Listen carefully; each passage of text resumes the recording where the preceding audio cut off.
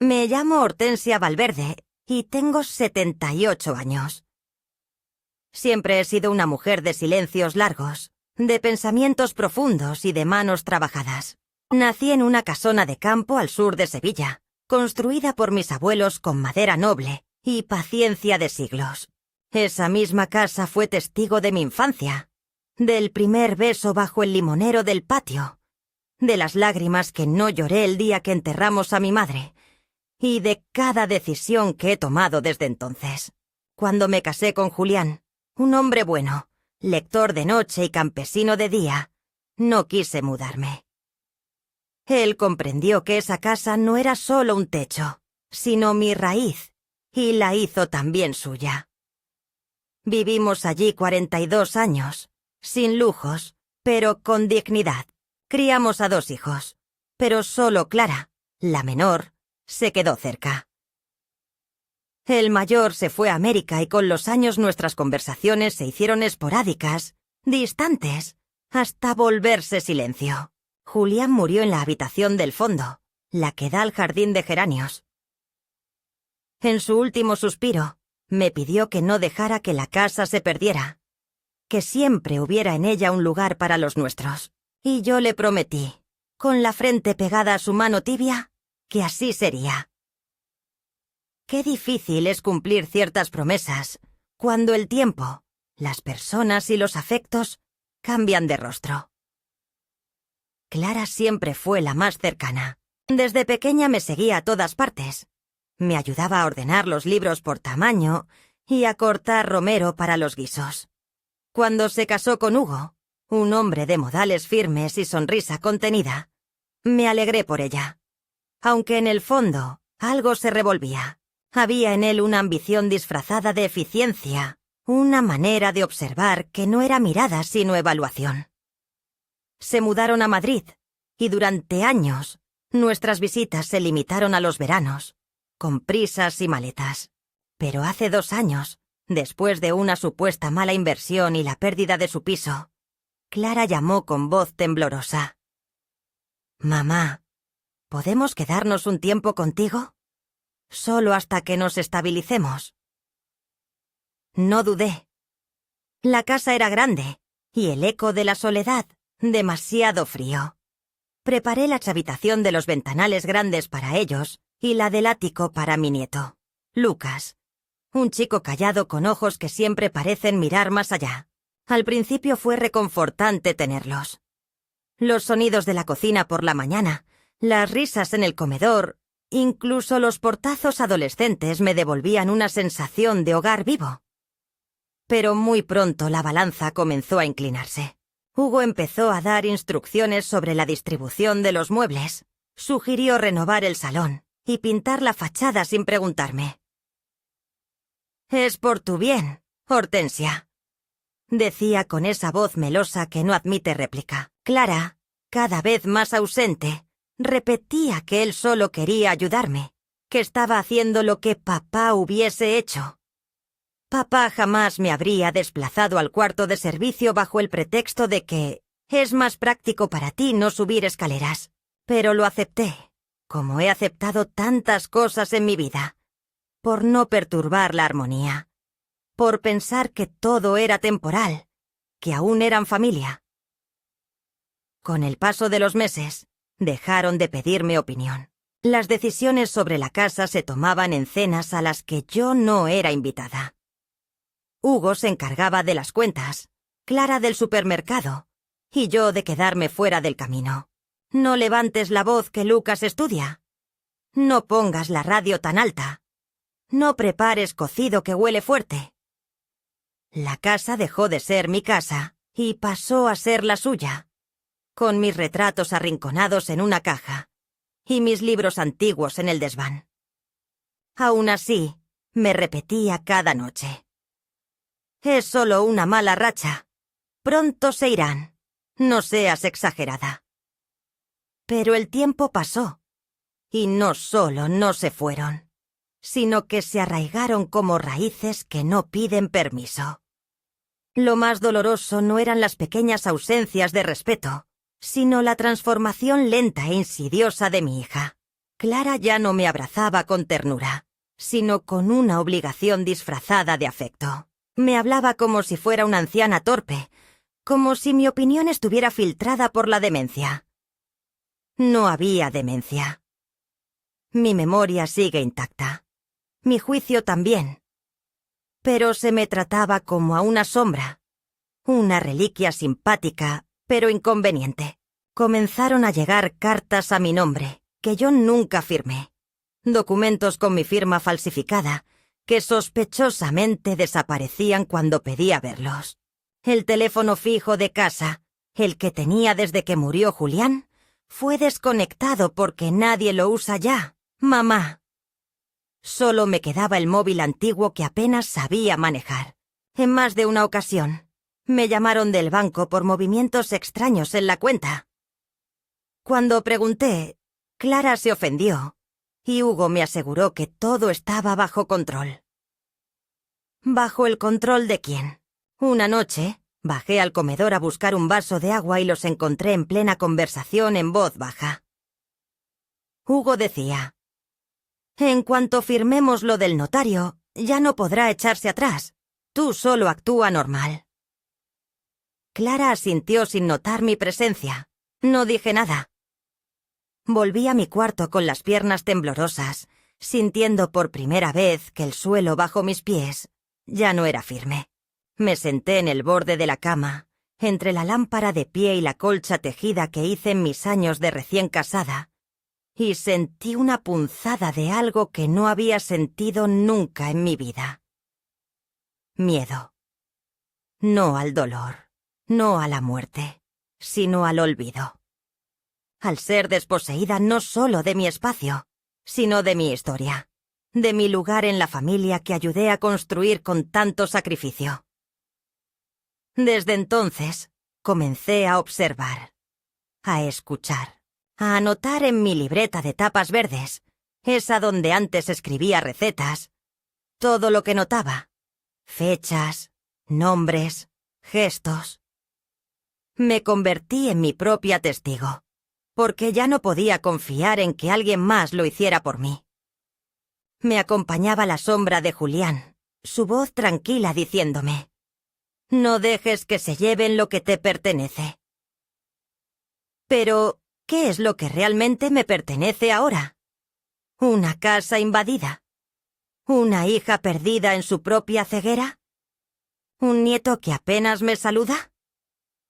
Quizá lo único que aún conservo es mi dignidad, y eso no pienso entregarlo sin luchar. Tal vez me he callado demasiado. Tal vez este silencio mío, aprendido de generaciones de mujeres resignadas, ya no es protección, sino condena. Pero hay algo que Hugo no sabe, algo que Clara parece haber olvidado. Y es que esta casa, con sus muros gruesos, sus crujidos antiguos y sus memorias entrelazadas, no está a su nombre. Nunca lo estuvo. Y el día que crean haberme borrado, se encontrarán con la verdad que duerme bajo llave en el fondo de mi escritorio. Porque no importa cuán callada haya sido toda mi vida, hay momentos en que hasta las piedras más viejas deben hablar. El día que comenzó el verdadero desmoronamiento de mi mundo, no se anunció con truenos ni con gritos. No hubo portazos ni discusiones violentas.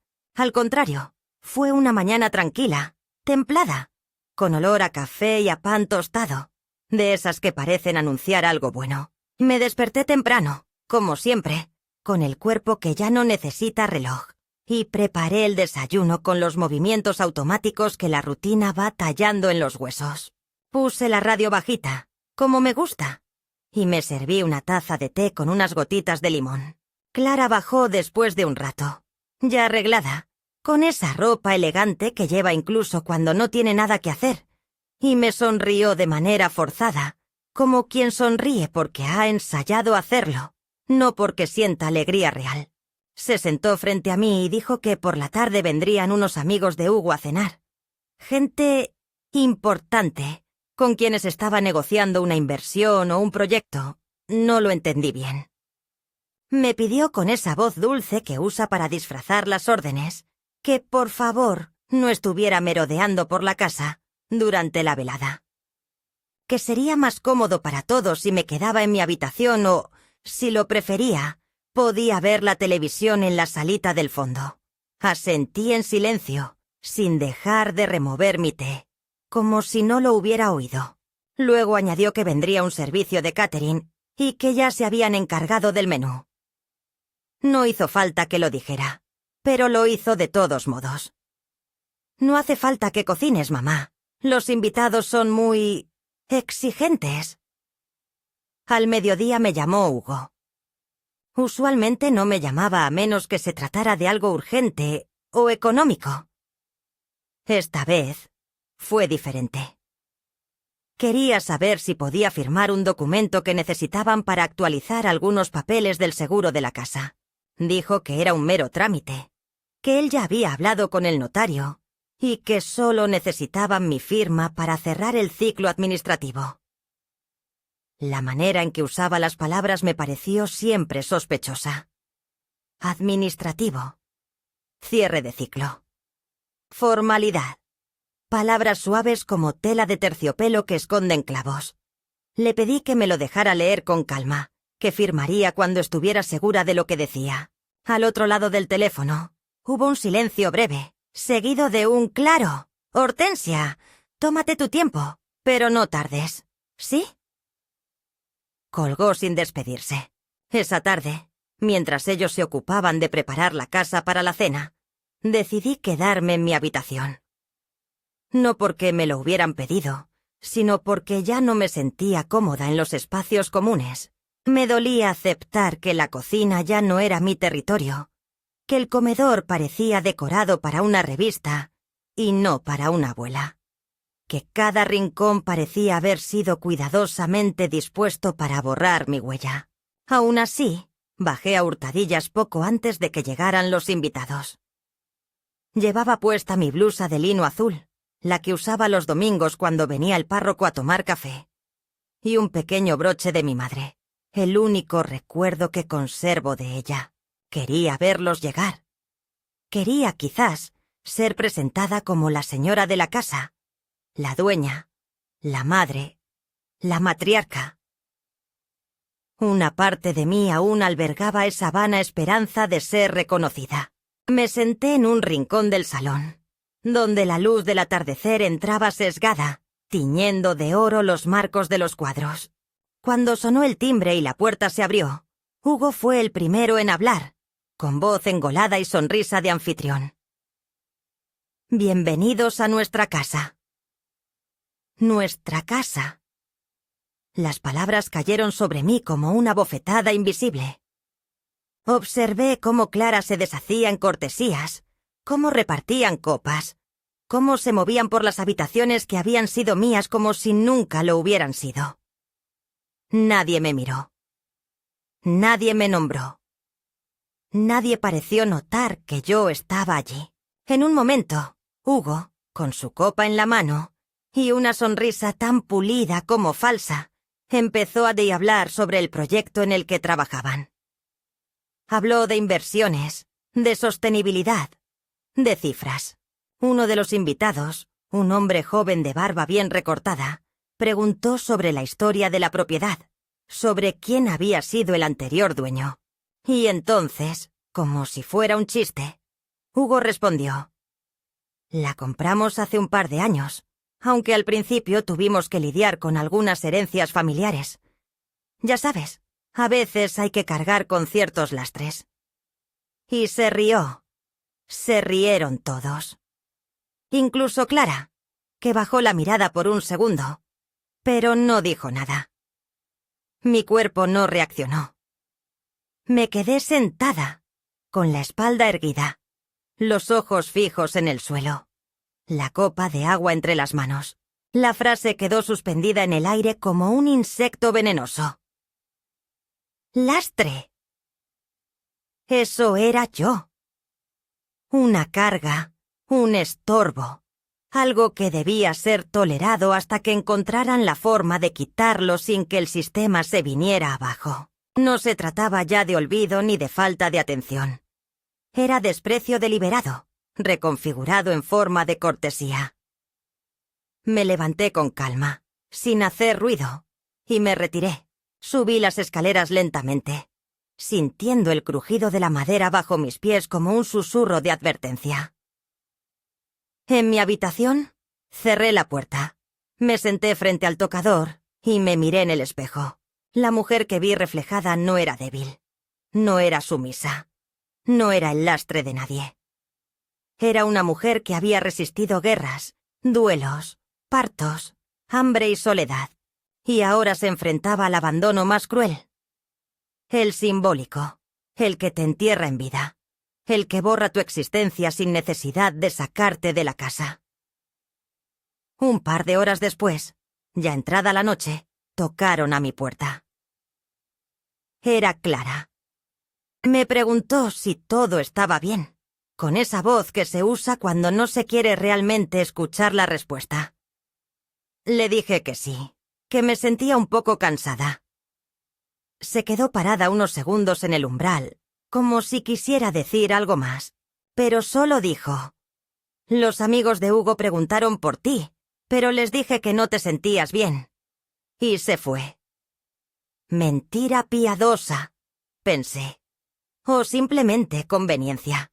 Me quedé sentada junto a la ventana, escuchando desde la distancia los brindis, las carcajadas, los brindis por futuros brillantes. Me imaginé a mí misma bajando, interrumpiendo todo, gritando: «Esta casa es mía». Pero no lo hice. No porque no tuviera el derecho, sino porque comprendí que el verdadero poder no está en levantar la voz, sino en saber cuándo usar el silencio como espada. Esa noche, mientras la casa dormía, fui al despacho de Julián, el único lugar que no habían tocado. Aún olía a papel viejo y a tinta seca. Abrí el cajón secreto de su escritorio y saqué la carpeta con los títulos de propiedad. Estaban a mi nombre. Aún lo estaban. No había cesiones, no había traspasos. Hugo no lo sabía. Clara tal vez lo había olvidado. Pero yo no.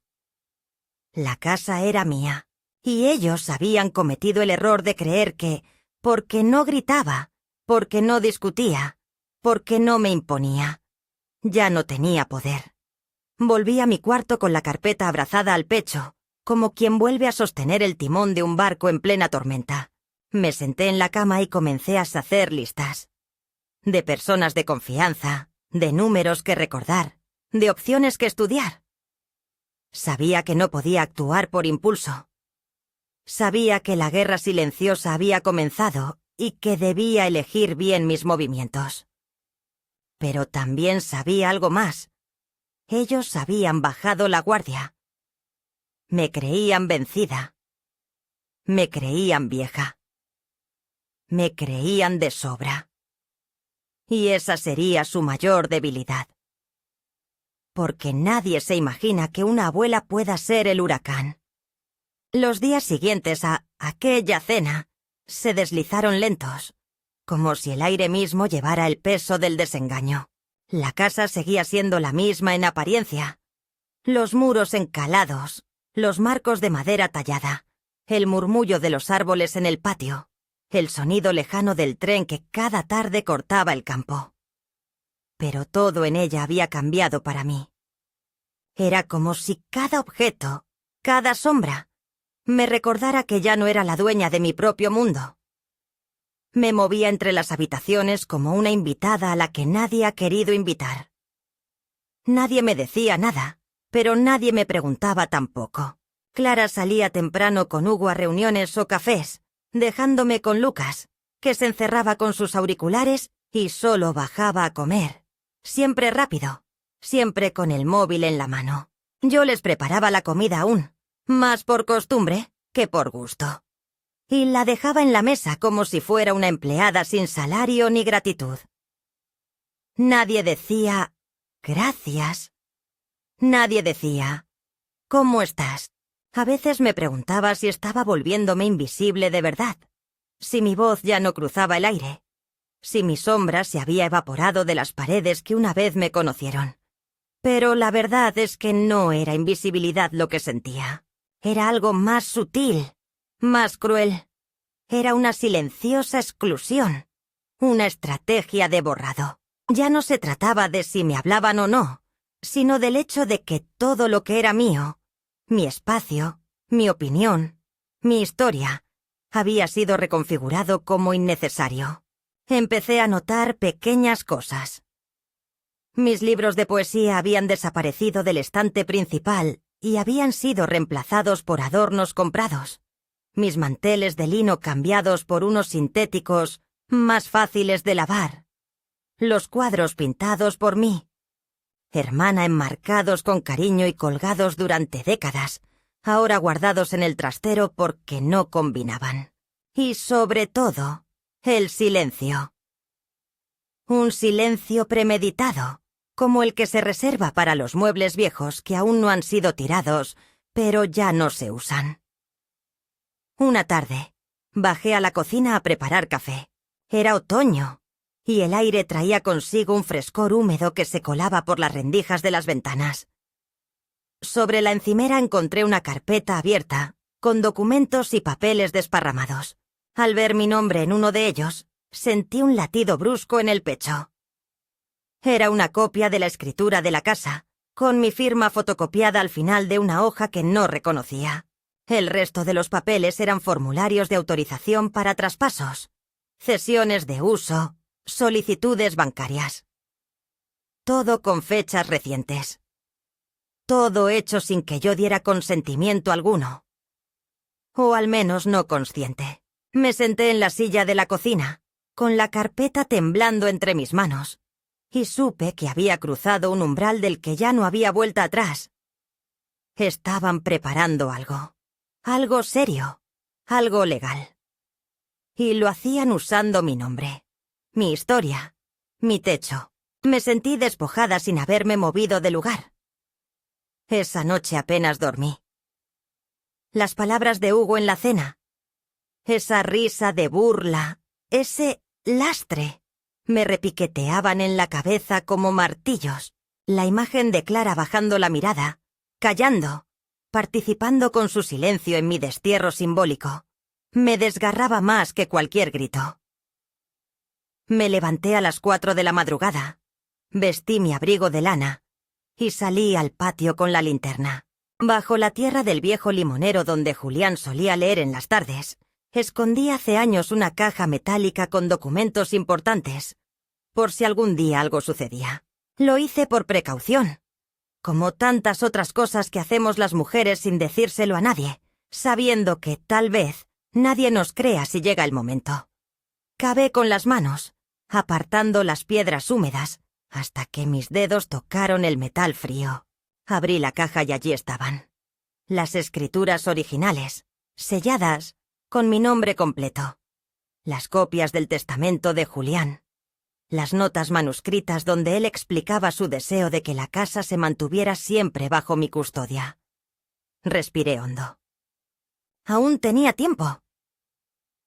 Al día siguiente, fui al pueblo y busqué a la única persona en la que sabía que podía confiar. Inés, mi antigua alumna, hoy abogada especializada en derecho familiar. La encontré en su pequeño despacho, rodeada de libros y tazas con lápices. Al verme, se levantó de inmediato, me abrazó con ternura y me dijo: «Por fin viniste, Hortensia. Ya era hora». Me escuchó con atención durante casi una hora. No me interrumpió. No intentó suavizar mis palabras. Solo asentía, con los ojos humedecidos. Cuando terminé, me tomó de las manos y me dijo: «Vamos a empezar ahora mismo». Durante las semanas siguientes trabajamos en silencio. Me ayudó a recuperar el control legal sobre mis bienes, a revocar cualquier poder notarial anterior, a protegerme con una serie de documentos blindados. También comenzamos discretamente el proceso para registrar de nuevo la casa, bajo una cláusula de inalienabilidad personal, una figura legal que haría muy difícil su venta o traspaso, sin mi autorización presencial y notariada. Al mismo tiempo, Inés me sugirió que comenzara a preparar un plan alternativo. ¿Dónde viviría si decidía sacarlos de la casa? ¿Qué apoyos tendría? ¿Cómo respondería ante una demanda emocional? Me costaba imaginar mi vida fuera de esos muros. Pero entendía que la verdadera amenaza no era perder la casa, sino quedarme atrapada en ella siendo invisible.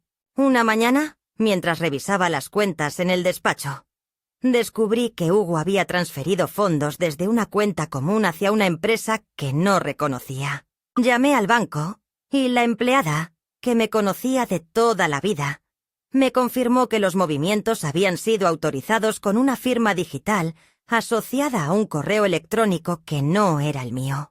Le pedí que bloqueara cualquier operación adicional hasta nuevo aviso. Fue en ese momento que entendí la magnitud del fraude. No era solo una cuestión de desprecio emocional, era también una operación financiera. Hugo estaba usando mi nombre, mi historia, mis bienes, como si fueran parte de su currículum. La casa no le interesaba como refugio, sino como capital. Esa noche, durante la cena, todo parecía igual en apariencia. Lucas en su mundo, Clara sirviendo la sopa, Hugo hablando por teléfono incluso en la mesa. Pero yo ya no estaba sentada como la abuela callada y sumisa. Estaba observando. Estaba recopilando. Y por dentro, algo se había despertado. Clara me preguntó si necesitaba algo más caliente para el té, y yo respondí: «No, hija, lo que necesito ya lo estoy calentando por dentro». Ella me miró, sin entender. Hugo ni siquiera levantó la vista. Pero yo supe que era el principio del fin. A partir de esa noche, dejé de cocinar para ellos. Dejé de doblarles la ropa. Dejé de apagar la luz que dejaban encendida. Comencé a ocupar de nuevo mi casa, como quien recupera un país ocupado. Volví a poner mis libros en el estante, mis fotos en los marcos, mis manteles en la mesa. Clara protestó una vez. Hugo hizo un comentario pasivo-agresivo. No respondí.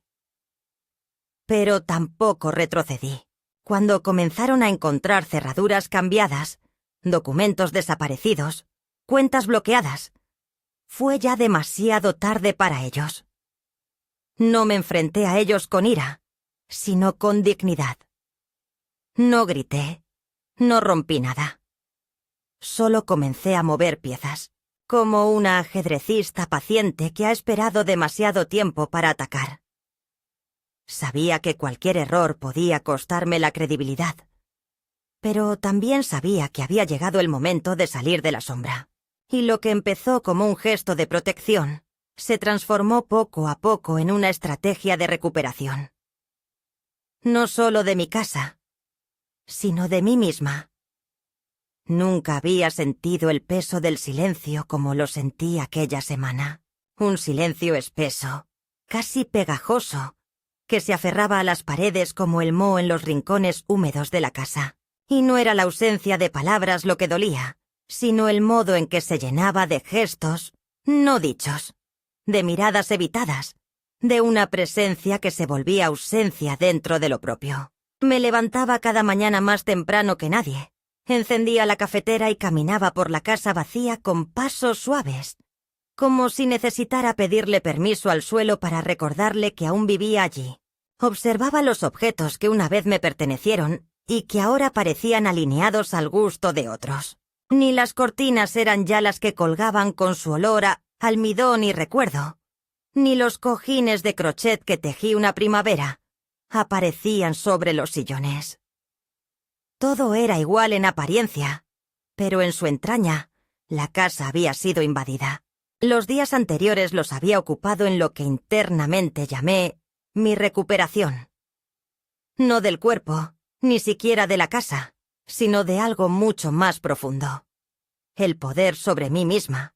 Con la ayuda de Inés, mi exalumna convertida en abogada, habíamos revisado cada papel, cada documento, cada línea donde mi nombre aparecía como un mero trámite. La claridad con la que ella hablaba me tranquilizaba, pero también me llenaba de vergüenza. No por lo que había hecho, sino por lo que había permitido. Le mostré los documentos que Hugo había dejado sobre la mesa, sin cuidarse de esconderlos. Simulaba actualizaciones del registro de la casa, autorizaciones para firmar contratos en mi nombre, incluso algo que parecía un preacuerdo para alquilar parte de la propiedad a una empresa de eventos. Todo sin mi conocimiento. Inés los leyó con cuidado, subrayó, anotó, y al final me dijo con voz firme: «Esto no es solo una falta de respeto, Hortensia. Es un intento de desposesión camuflado de modernidad». Al regresar a casa esa tarde, con la carpeta de documentos legales en el bolso y una determinación recién despertada latiéndome en el pecho, decidí que no esperaría más. Fui directamente al despacho de Julián, aquel cuarto donde él solía escribir en sus libretas con letra diminuta y donde el reloj de pared aún marcaba las 5 de la tarde del día que murió. Allí me senté, abrí mi cuaderno y comencé a escribir. No una carta, ni un plan, sino un inventario emocional. Lo que me quedaba, lo que me habían quitado, lo que estaba dispuesta a recuperar. No era nostalgia lo que me movía. Era una forma de justicia íntima. Aquella noche Clara volvió más tarde de lo habitual. Hugo no estaba. La oí subir las escaleras, detenerse frente a mi puerta, quedarse inmóvil. Yo no hice ruido. Quería ver si llamaba, si decía algo. Pero solo se fue. No sé si le dolía, si se arrepentía, o si simplemente no sabía cómo enfrentarme. Al día siguiente, durante el desayuno, me habló con una dulzura impostada, preguntando si necesitaba algo del supermercado. Yo respondí que no, que gracias, que tenía todo lo que necesitaba. Le noté una sombra de incomodidad, como si intuyera que algo había cambiado, pero no pudiera ponerle nombre. Fue esa misma mañana que tomé una decisión definitiva. Llamé al registro de la propiedad. Verifiqué con mi voz temblorosa pero clara que todo estuviera bajo mi nombre. Confirmé que ningún poder vigente les permitiera actuar por mí. Luego hice una cita con el notario de confianza de la familia, ese que me conocía desde que era joven y que aún firmaba con pluma. Le pedí que actualizara mi testamento, que incluyera una cláusula de exclusión explícita de Clara y Hugo en caso de acciones contra mi voluntad. Me preguntó varias veces si estaba segura. Le dije que no era una cuestión de certeza, sino de dignidad. En esos días noté un cambio en Lucas. Mi nieto adolescente, siempre encerrado entre sus auriculares y sus pantallas, comenzó a sentarse más seguido en la cocina mientras yo cocinaba. No hablaba mucho, pero escuchaba. Un día, sin preámbulo, me dijo: «Abuela, ¿siempre fue así mamá contigo?». Me detuve un segundo, con la cuchara en la mano. No supe qué responder de inmediato. Le dije que no, que alguna vez fue una niña tierna, alegre, que me seguía por el jardín recogiendo hojas secas para jugar a la lluvia.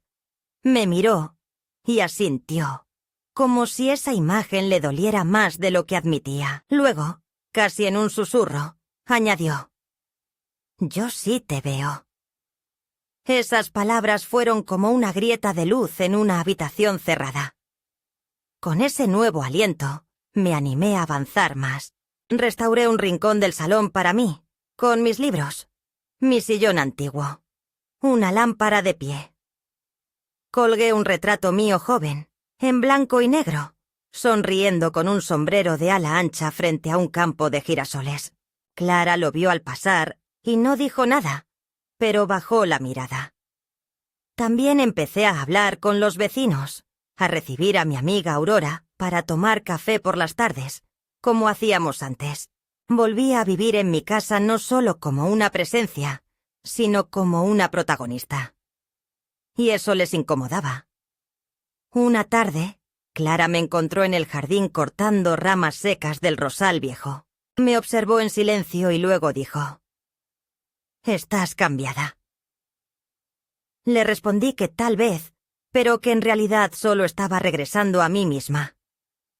Me pidió que habláramos, que las cosas estaban tensas, que Hugo estaba molesto porque lo excluía de las decisiones. Me reí, sin sarcasmo, con una risa breve que ella no recordaba. Las decisiones sobre mi vida no son suyas, Clara. Ella se quedó en silencio. Me ofreció ayuda con las plantas. Por un momento pensé que ese podía ser un nuevo comienzo. Pero no nos engañemos. Hay heridas que no se cierran con buenas intenciones tardías. Esa noche escribí una carta. No de despedida ni de ruptura, sino de afirmación. La dejé en mi escritorio, junto con la copia del Nuevo Testamento. En ella decía lo que nunca pude decir en voz alta, que los años de entrega no me daban derecho a nada, pero tampoco justificaban ser tratada como un estorbo. Que el amor no se medía en dinero, ni en sacrificios, sino en la manera en que uno sostiene al otro cuando el tiempo afloja las manos. Que no quería venganza, sino verdad, y que esa casa, aunque de paredes frías, aún tenía fuego suficiente para proteger la memoria de quienes la construyeron con fe. Y entonces, por primera vez en años, dormí profundamente. Porque ya no tenía miedo, porque aunque me quedara sola, había recuperado la única compañía que nunca debí perder, la mía propia. La tensión en la casa crecía como una grieta que se abre lentamente en un muro que ha soportado demasiado.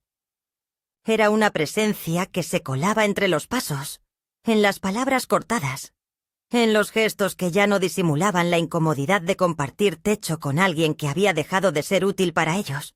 Por más que yo intentara mantener una rutina que me anclara al presente, cada día se sentía como un nuevo intento de expulsión. Como si quisieran desgastarme por agotamiento emocional, por abandono simbólico, hasta que fuera yo misma quien se retirara voluntariamente de la escena. Pero lo que no sabían, o habían olvidado, es que una mujer como yo no se retira, no se entrega al silencio, y mucho menos cede lo que con años de trabajo y vida ha construido. Desde que comencé a actuar con discreción, reforzando mi situación legal con la ayuda de Inés, mi mundo interno cambió. Ya no tenía miedo, pero no por eso el dolor era menor. Despertar cada mañana sabiendo que tu hija te considera un obstáculo, que tu yerno te trata como una carga inútil, que tu casa se ha transformado en un campo hostil donde cada rincón es observado y cada decisión es juzgada. Requiere una entereza que solo se encuentra cuando la vida ya te ha arrancado suficientes cosas como para no tener miedo de perder una más. Me convertí en mi propio refugio, mi propia cómplice, mi propia aliada. Hacía tiempo que no contaba con nadie más. El primer estallido fue sutil, pero certero. Hugo había organizado una cena con unos socios potenciales, hombres jóvenes con relojes caros y demasiada confianza en su propia inteligencia. Querían convertir la casa, mi casa, en un espacio para eventos boutique, según escuché desde el comedor mientras preparaban los folletos en la sala. Cuando entré para dejar una bandeja de té que había preparado por cortesía, porque a pesar de todo, los buenos modales no se abandonan. Uno de ellos me preguntó si yo era la ama de llaves. Hugo no corrigió, simplemente dijo: «Ella vive aquí desde hace años. Es parte del paquete». No dije nada. Ni un gesto. Dejé la bandeja sobre la mesa y salí. Fui al despacho y marqué el número de Inés. Le pedí que iniciara formalmente la notificación de desalojo. Ya no había nada que salvar. Cuando Clara recibió la carta, vino a mi cuarto con el rostro desencajado. No era una mujer enfadada. Era una mujer herida en su ego. Me mostró el sobre con manos temblorosas y antes de hablar, respiró hondo. «Mamá, ¿qué es esto? ¿Me estás echando?» «Estoy reclamando lo que es mío, Clara. Lo que nunca dejó de serlo. ¿Después de todo lo que hicimos por ti? ¿Hicieron por mí? Ustedes vivieron aquí sin pagar renta. Destruyeron mi espacio. Planearon vender mi casa como si fuera un solar vacío. Y aún tienes el descaro de decir que hicieron algo por mí. Clara lloró. Lloró como no la había visto llorar desde niña. Pero sus lágrimas no me conmovieron. Porque no eran lágrimas de arrepentimiento. Eran lágrimas de pérdida, de derrota. No me abrazó. No pidió perdón. Solo dijo: «Te vas a quedar sola, mamá. Cuando ya no puedas más, no habrá nadie que cuide de ti». A lo que respondí, con la voz más tranquila que pude reunir: «Prefiero estar sola que acompañada por quien me destruye en silencio». Se fue sin cerrar la puerta. Hugo no habló conmigo directamente. Lo intentó con Inés.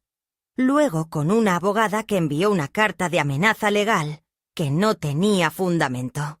Inés respondió con otra carta aún más precisa, adjuntando los documentos que lo dejaban fuera de cualquier derecho. Fue entonces cuando la furia se manifestó. Me interceptó en el pasillo una tarde, cuando yo regresaba del jardín con las manos llenas de romero y albahaca, y me habló con voz baja, casi venenosa. «Usted no sabe con quién se está metiendo. Esta casa no valdrá nada cuando yo termine con usted». Le sostuve la mirada. Vi en sus ojos no solo frustración, sino algo peor. La certeza de que había perdido ante una anciana que no gritaba, no golpeaba, no insultaba. Una anciana que simplemente había decidido que no iban a pisarla más. No respondí. No valía la pena. En silencio seguí mi camino, dejándole el olor fresco de las hierbas como única respuesta. Clara intentó una última jugada. Me pidió una reunión. Sola, sin Hugo. Nos sentamos en la cocina, frente a frente, como cuando ella tenía 10 años, y me pedía permiso para salir a jugar bajo la lluvia. Me dijo que se sentía atrapada entre dos mundos, que Hugo tenía carácter fuerte, que las cosas se le fueron de las manos. Me habló de sus miedos, de la presión de aparentar, de la vida que nunca fue como ella soñó. Yo la escuché, con el corazón dividido. Una parte de mí quería abrazarla, perdonarla, retroceder. Pero otra, la que había aprendido a cuidarse después de una vida de renuncias, sabía que ya no podía volver atrás. Le respondí que la perdonaba, pero que no podía permitir que siguieran aquí.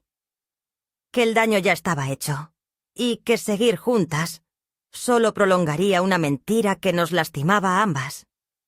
Los días siguientes fueron agrios. Clara dejó de hablarme. Hugo comenzó a mover cosas, a empaquetar sin cuidado, a mirar con desprecio.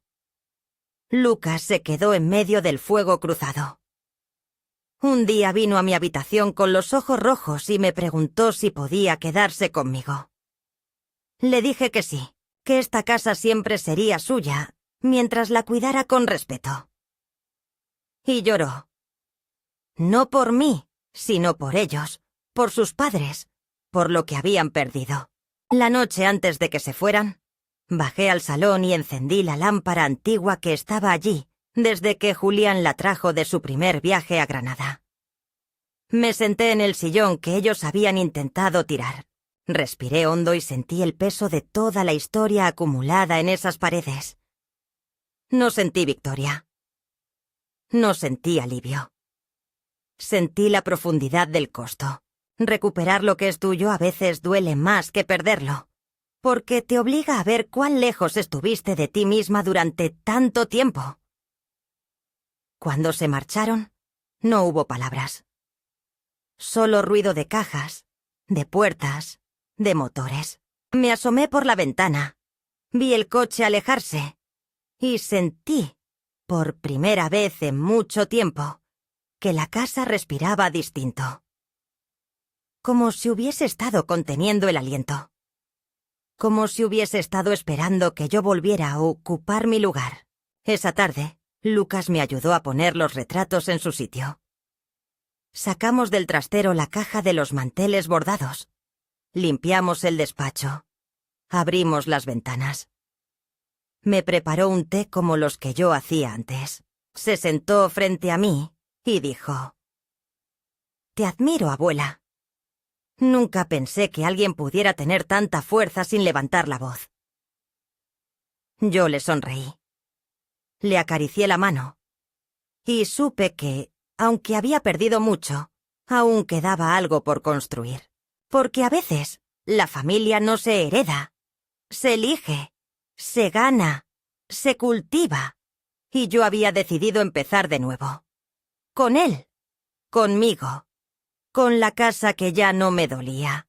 No existe sonido más revelador que el de una puerta que se cierra tras una partida definitiva.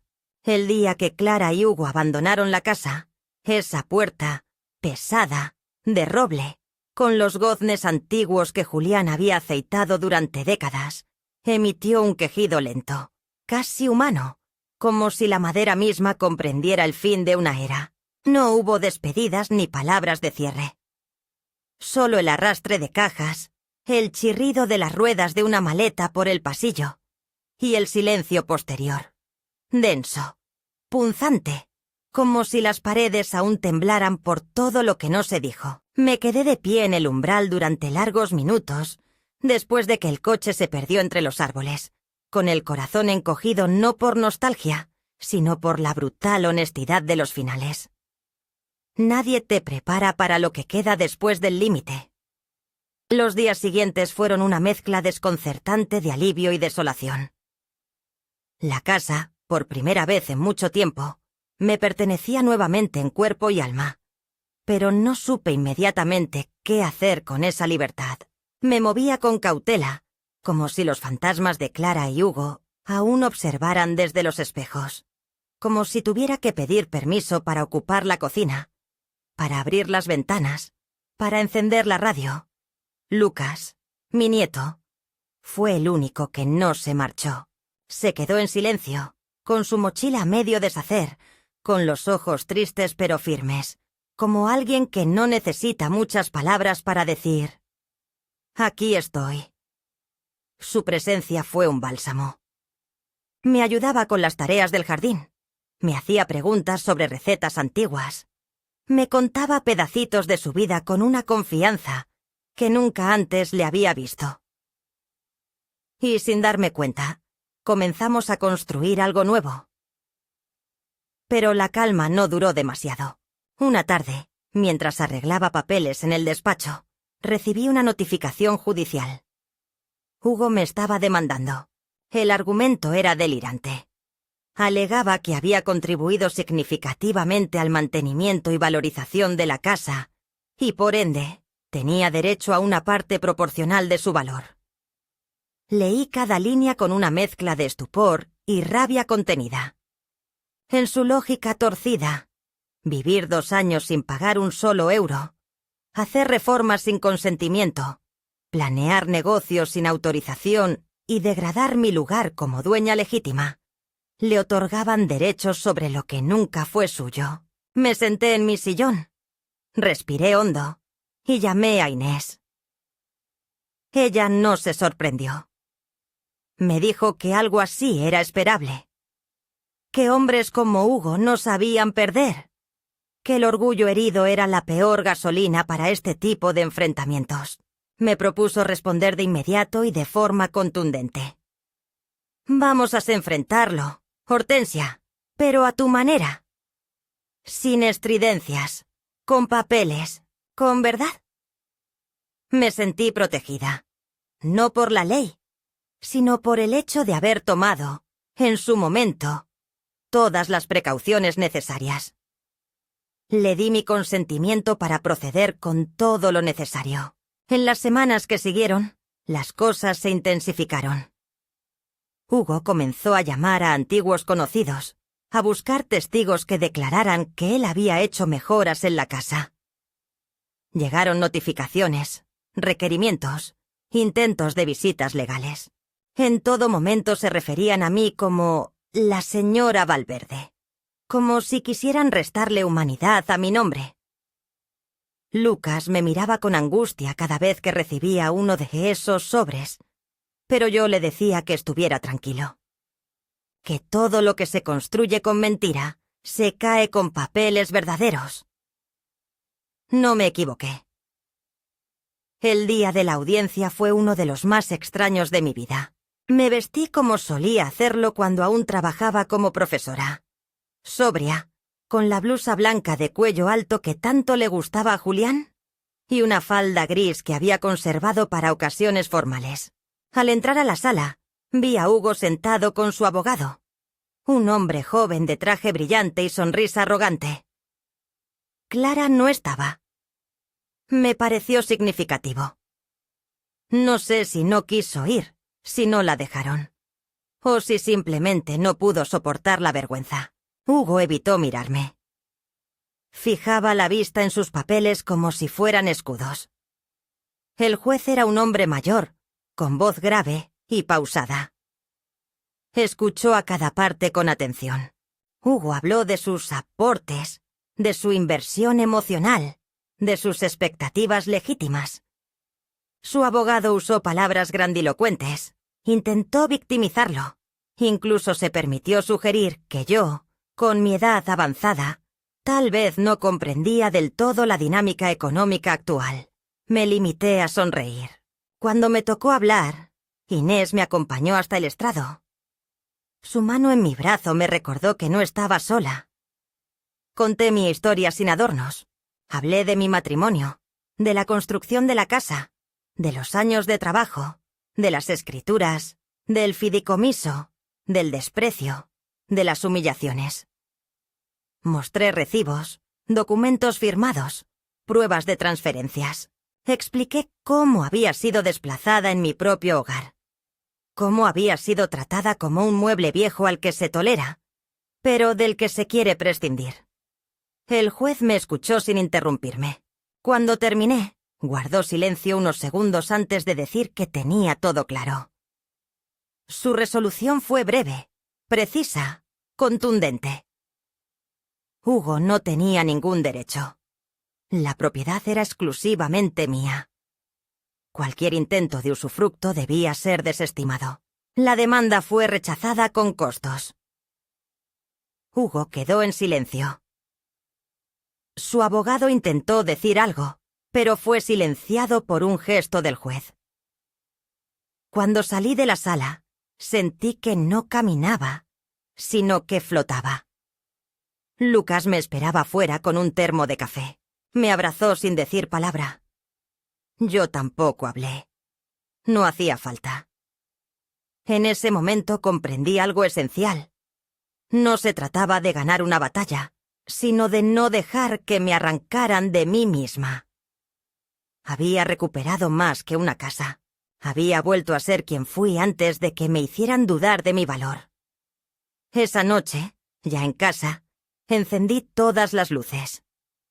Hice un guiso de lentejas con chorizo, como los que preparaba cuando Clara era pequeña.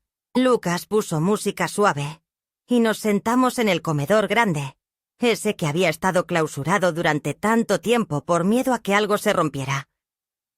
Reímos, comimos, brindamos con vino barato pero sincero, y en medio de esa cena sencilla, comprendí que ese era mi verdadero triunfo. Estar viva, entera, luminosa, en el lugar que construí con amor y defendí con coraje. El juicio había terminado, pero la historia apenas estaba comenzando de nuevo. Esta vez, escrita por mí. Desde aquella noche en que brindamos con Lucas en la mesa del comedor, he aprendido que la paz no es un regalo ni un destino, sino un esfuerzo diario. Una elección que se repite con cada amanecer. La casa, con su aroma a café recién hecho y a madera envejecida, ha vuelto a hablarme, a acogerme como lo hacía en los años en que Julián y yo aún recorríamos sus habitaciones tomados de la mano. Hay mañanas en que el silencio se parece al consuelo y no a la soledad. Y eso ya es una victoria. Lucas sigue conmigo, al menos por ahora. Ha encontrado en este lugar una pausa antes de seguir descubriéndose a sí mismo. Y yo he hallado en su compañía una ternura tranquila que no me obliga a explicar ni a justificar lo que siento. A veces, por las tardes, le leo en voz alta algunos de los poemas que guardo en mi biblioteca personal, esa que Hugo quiso reemplazar con un mueble minimalista. Lucas me escucha con los ojos entrecerrados, como si quisiera memorizar cada sílaba. Me pregunta por el pasado, por su abuelo, por los años difíciles. Y yo respondo con la franqueza que los nietos merecen, cuando ya han sido testigos de lo que los adultos suelen ocultar. La carta del juzgado donde se desestima definitivamente la apelación de Hugo llegó hace unos días. La guardé en una carpeta azul que rotulé con una sola palabra: dignidad. No siento alegría por su derrota, ni tristeza por su caída. Siento un cierre. Una puerta bien cerrada que ya no necesito abrir. De Clara no he sabido más. No ha llamado, no ha escrito. A veces me descubro esperando que lo haga, que pregunte cómo estoy, que se arrepienta, pero esa esperanza es cada vez más tenue, como una vela al final del pasillo que no se apaga, pero tampoco ilumina. No la odio. No puedo. En su ceguera, en su debilidad, hubo también una parte de mí. Tal vez fui demasiado blanda. Tal vez esperé demasiado. Tal vez no le enseñé a distinguir el amor del sacrificio. Pero también sé que no soy la única responsable de lo que hizo. Y hay una edad en la que dejar de culparse es el acto más revolucionario que una mujer puede hacer. He comenzado a escribir mis memorias. No porque crea que alguien quiera publicarlas, sino porque necesito ordenar las historias, ponerles nombre, dejarlas reposar. Quiero que cuando ya no esté, si algún día alguien abre estas hojas, encuentre no solo una serie de fechas y anécdotas, sino el retrato de una mujer que no se dejó borrar, que existió plenamente, que fue madre, esposa, trabajadora, pero también pensante, herida, contradictoria y finalmente libre. He desempolvado fotos, cartas, postales. He reconstruido pedazos que creía perdidos. Incluso he vuelto a caminar por las habitaciones sin encender las luces, guiándome por el tacto de los marcos de las puertas, como cuando era niña, y jugaba a memorizar los pasos de la casa. Los vecinos han vuelto a pasar por aquí. Aurora viene cada jueves con su pan de anís y sus historias que siempre terminan en carcajadas. Hemos recuperado esa tradición simple de compartir la tarde bajo el porche, viendo cómo el sol acaricia los tejados. A veces también viene la hija de la señora Emilia, con su bebé en brazos, y me pide que le cuente cuentos. Yo se los invento, los improviso con la misma emoción con la que alguna vez inventé historias para Clara. Me mira con ojos grandes y limpios, y pienso que aún queda esperanza en las generaciones nuevas. Que tal vez lo que no pude enseñar a mi hija pueda transmitirlo a una niña que aún no haya aprendido a desconfiar. La casa también ha cambiado. No es la misma que cuando ellos se fueron. Ha recuperado su alma. He vuelto a colgar las campanas de viento en el limonero. He sembrado jazmines junto al pozo. He pintado de azul las contraventanas del cuarto del fondo. Lucas pintó su habitación con sus propias manos. Eligió un verde musgo que al principio me pareció triste, pero que de noche adquiere una profundidad serena. Me ha dicho que quiere quedarse un tiempo más, ayudarme a digitalizar mis libros, construir una pequeña biblioteca comunitaria. Y yo le creo. Porque lo dice sin la ansiedad de los jóvenes que quieren huir de todo. Lo dice con el tono de alguien que ha entendido que cuidar también es un acto de rebeldía. Algunas noches, cuando el viento golpea fuerte contra las ventanas, me despierto y camino por la casa. A veces me detengo frente al retrato de Julián, que sigue colgado en el pasillo, con su gesto tranquilo y su mirada de padre, que todo lo observa. Le hablo en voz baja. Le cuento lo que ha pasado, lo que logré, lo que dolió. Sé que no me oye, pero necesito decírselo. Que no rompí la promesa. Que protegí el refugio. Que resistí. Que fui la roca que él siempre dijo que era, aunque yo misma lo hubiera olvidado. Y entonces me vuelvo a la cama, sabiendo que he hecho lo que debía. No me he vuelto más dura, ni más amarga. Me he vuelto más mía. Y eso, a esta edad, no es poco. He entendido que la familia no siempre es quien lleva tu sangre, sino quien te respeta. Que el amor sin respeto es apenas una nostalgia mal curada. Y que ninguna edad es demasiado tarde para decir basta. Para cerrar una puerta. Para volver a abrir otra. Así que si alguna mujer me está leyendo, si alguna señora como yo siente que la han apartado, que la han dejado en una esquina de su propia vida, le diré esto. No es tarde. No estás sola. No te dejes convertir en sombra. Tu historia aún está en tus manos. Y mientras tenga aliento, seguiré escribiendo la mía. Página por página. En voz alta. Con nombre propio. Con memoria. Con dignidad.